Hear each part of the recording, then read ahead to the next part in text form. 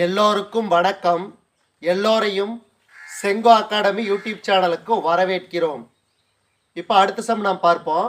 பாருங்க, இந்த சம் பாருங்க. 600 மீட்டர் சுற்றளவு கொண்ட சதுரத்தின் பரப்பளவு என்ன? அப்போ நம்மளுக்கு என்ன தெரியணும்? சதுரத்தின் சுற்றளவும் தெரியணும், சதுரத்தின் பரப்பளவுக்கு ஃபார்முலா தெரியணும். சதுரத்தின் சுற்றளவுக்கு ஃபார்முலா என்ன? 4a. எவ்வளோ கொடுத்துருக்குறான்? 600 மீட்டர். 600 மீட்டர். அப்போ ஏ கண்டுபிடிக்கணும். அப்போ ஏ வந்து எவ்வளவு? 600 இன் கீழ் 4.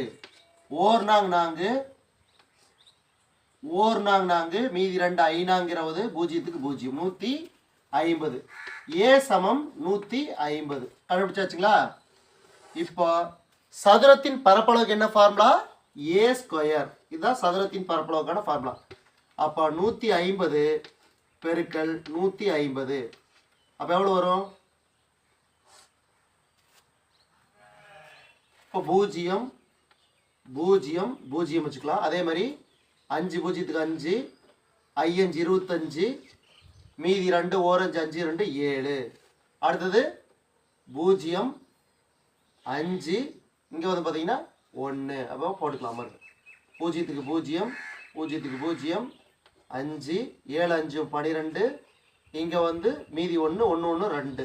2000 மன்னிக்கும், 22,500.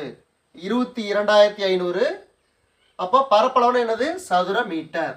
அப்போ இங்கே 22,500 சதுர மீட்டர். Option A. ரொம்ப ரொம்ப ஈஸியான சம் தான். இதில் என்னது? சதுரத்தின் சுற்றளவு, சதுரத்தின் பரப்பளவு ஃபார்முலா. இது ரெண்டு மட்டும் தெரிஞ்சுனா போதும். இந்த கணக்கை வந்து சால்வ் பண்ணிடலாம். நன்றி.